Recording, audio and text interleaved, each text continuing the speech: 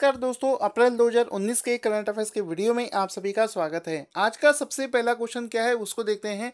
पूरे वीडियो को बड़े ध्यान से देखना है। इसका पीडीएफ आप इस वीडियो के डिस्क्रिप्शन से डाउनलोड कर सकते हैं। यहाँ पर देखो, आज का सबसे पहला क्वेश्चन है कि हाल ही में किस भारतीय घटना के 100 साल पूरे हो गए हैं। तो यहाँ पर देखो, 100 साल जो पूरे हुए हैं वो हुए हैं जलियांवाला हत्याकांड के। तो ऑप्शन ए यहाँ पर बिल्कुल सही हो जाएगा। तो जलियांवाला यहाँ पर इसका राइट आंसर हो जाएगा। तो यहाँ पर आपको यहाँ पर कुछ फोटोज भी दिखा देते हैं। ये आप एक ड्राइंग देख सकते हैं जिसमें आप देख सकते हैं जलियांवाला बाग हत्याकांड 1919 में हुआ था, जिसमें जनरल डायर ने ब्रिटिश आर्मी को ऑर्डर दे दिया था। अंधाधुंध गोलियां चलाई गई थी जिसमें कि जलियांवाले बाग में शांतिपूर्वक जो प्रदर्शन कर रहे थे उनको मरवा दिया था। तो यहाँ पर इसी की याद में वहाँ पर ये पार्क आज भी ओपन है। आप जाकर यहाँ पर विजिट भी कर सकते हैं। यहाँ पर एक दीवार भी बनी है जिसमें गोलियों के निशान भी आप देख सकते हैं। तो यहाँ पर इसका फोटो अच्छे से देख लेना सो दैट आपको मन में अच्छे से चीज़ें क्लियर हो जाएं। अब यहाँ पर कुछ इसके बारे में जानते हैं। हाल ही में ब्रिटेन की संसद में जो ब्रिटेन की प्रधानमंत्री हैं जिनका नाम है थेरेसा, उन्होंने 1919 को जो ये जलियांवाला बाग हत्याकांड हुआ था इसको लेकर खेद जताया है। ठीक है, इस वजह से ये चीज़ न्यूज़ में भी रही थी। इसके अलावा ये जो अमृतसर के जलियांवाला बाग में इसके यहाँ पर 13 अप्रैल 2019 को 100 साल पूरे हो गए हैं और ये 13 अप्रैल 1919 को बैसाखी वाले दिन में हुआ था। पंजाब के अमृतसर में हुआ था। ये भी क्वेश्चन आपसे पूछा जा सकता है। इसमें आपको खास बात ये है कि यहाँ पर शांतिपूर्वक जो प्रदर्शन हो रहा था उस पर जनरल डायर ने अंधाधुंध गोलियां चला दी थी, जिसमें कि छोटे बच्चे, औरतें, पुरुष, सभी लोग, निर्दोष लोग मारे गए थे। तो यहाँ पर हम लोग हिस्ट्री की कुछ इंपॉर्टेंट इवेंट्स का भी रिवीजन करेंगे जल्दी से कि कौन सी इवेंट कब हुई थी।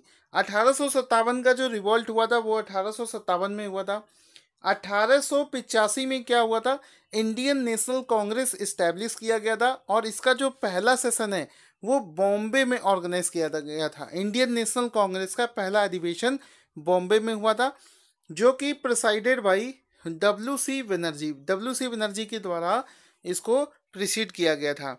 उसके बाद में 1897 में रामकृष्ण मिशन फाउंड किया गया था स्वामी विवेकानंद जी के द्वारा। दिसंबर 1916 में क्या हुआ था, लखनऊ पैक्ट हुआ था, मतलब एग्रीमेंट हुआ था इंडियन नेशनल कांग्रेस और मुस्लिम लीग के बीच में। 13 अप्रैल 1919 को जलियांवाला बाग हत्याकांड हुआ था। 1920 और 22 में नॉन कोऑपरेशन मूवमेंट हुआ था। उसके बाद में कुछ इंपॉर्टेंट और देखते हैं, जैसे चौरी चौरा इंसिडेंट जो हुआ था वो हुआ था 5 फरवरी 1922 में। ये इंपॉर्टेंट है, इसको अच्छे से समझ लेना। चौरी चौरा जो हत्याकांड है ये हुआ था 5 फरवरी 1922 को। उसके बाद में स्वराज पार्टी कब इस्टेब्लिश करी गई थी, स्वराज पार्टी को 1922 और 23 के दौरान ही इसको लॉन्च किया गया था।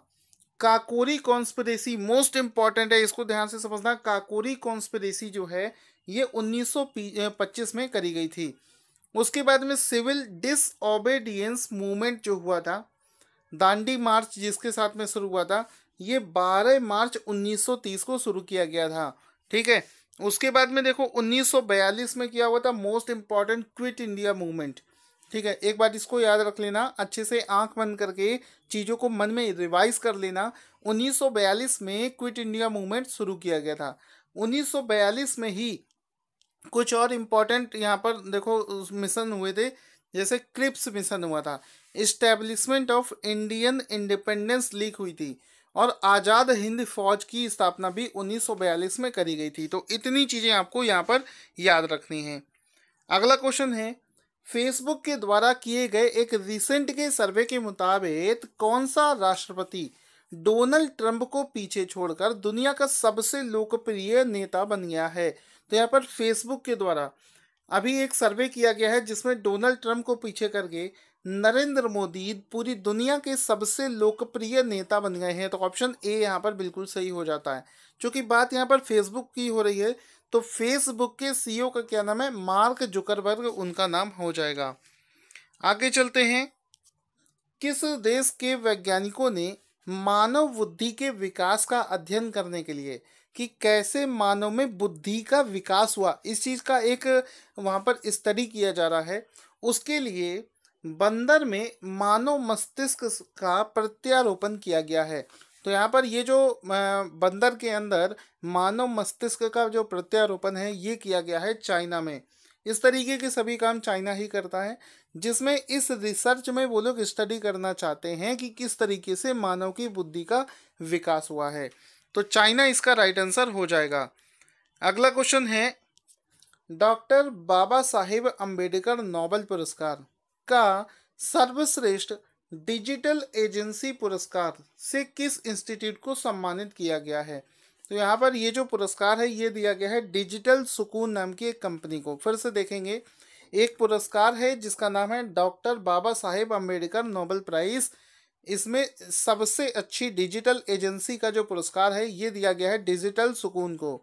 यहाँ पर आप इसका फोटो भी देख सकते हैं, जिसमें कि जॉनी लीवर और भी अनूप जलोटा जी, ऐसे बहुत सारे अभिनेता हैं जिनको इस दौरान पुरस्कार प्रदान किया गया था। लेकिन डिजिटल क्षेत्र में डिजिटल सुकून नाम की कंपनी को ये अवार्ड दिया गया था। ये जो कंपनी है उसके जो संस्थापक हैं सुधांशु कुमार, उनको ये प्राइज दिया गया था। और ये जो कंपनी है डिजिटल सुकून, ये एपिसोड्स को, मूवीज़ को डायरेक्ट करने में और इनकी स्क्रिप्ट राइटिंग में और भी बहुत सारी डिजिटल सेवाएं प्रदान करने में उनकी हेल्प करती है। आज का अगला क्वेश्चन है, हाल ही में वैज्ञानिकों द्वारा किस देश में आदि मानव की नई प्रजाति के जीवाश्म खोजे गए हैं? तो दोस्तों यहाँ पर आदि मानव की जो नई प्रजाति है इसके जो जीवाश्म मिले हैं वो मिले हैं फिलीपींस में। ठीक है, इसमें ये जो जीवाश्म मिले हैं ये माना जाता है कि 50,000 साल से भी वहाँ पर रहते थे।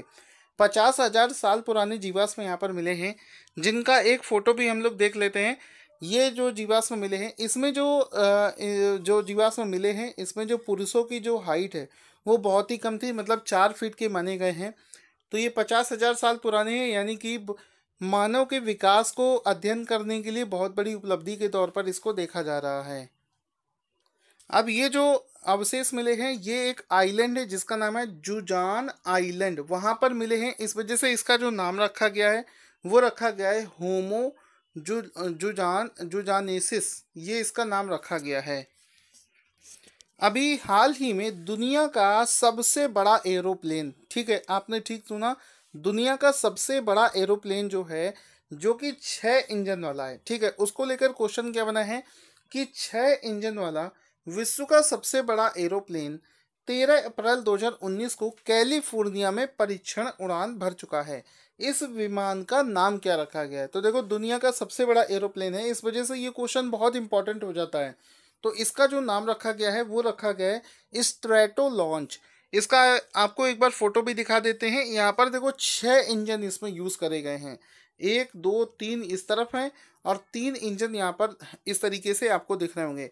और ये दुनिया का सबसे बड़ा एरोप्लेन है। आपको भी दिख रहा होगा कि जैसे ये 2 एरोप्लेन्स को जोड़कर बनाया गया है, एक ये और एक ये, ठीक है। इसकी रफ्तार भी बहुत ज़्यादा तेज़ है और इसका मेन रूप से उपयोग किया जाएगा कि इसको एक निश्चित हाइट पर ले जाकर इससे रॉकेट भी लॉन्च किया जा सकता है, ठीक है।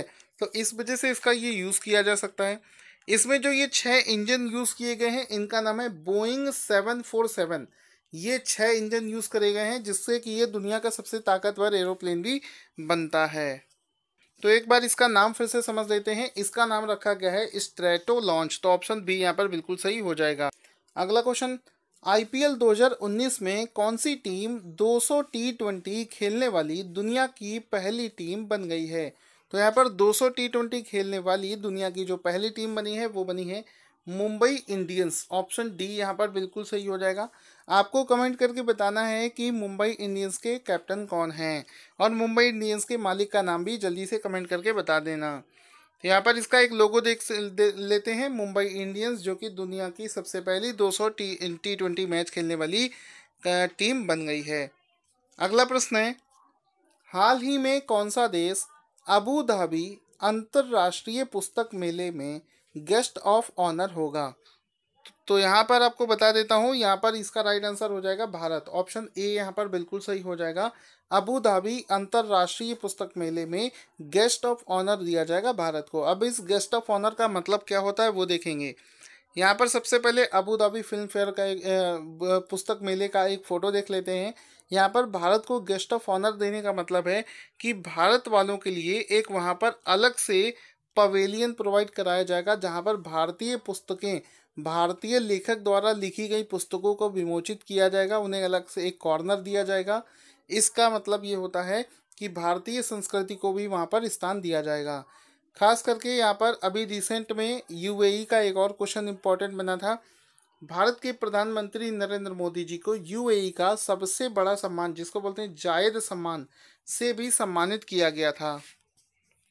वर्ल्ड के मैप में यूएई कहाँ पर है इसको भी देख लेते हैं। तो यहाँ पर आपको दिख रहा होगा, ये रहा पहला भारत और उसके बगल में लाल कलर से जो आपको दिख रहा है ये है वर्ल्ड के मैप में यूएई की लोकेशन। इसके अलावा दोस्तों डेली का पीडीएफ डाउनलोड करने के लिए हमारे टेलीग्राम चैनल से भी जुड़ना ना भूलें।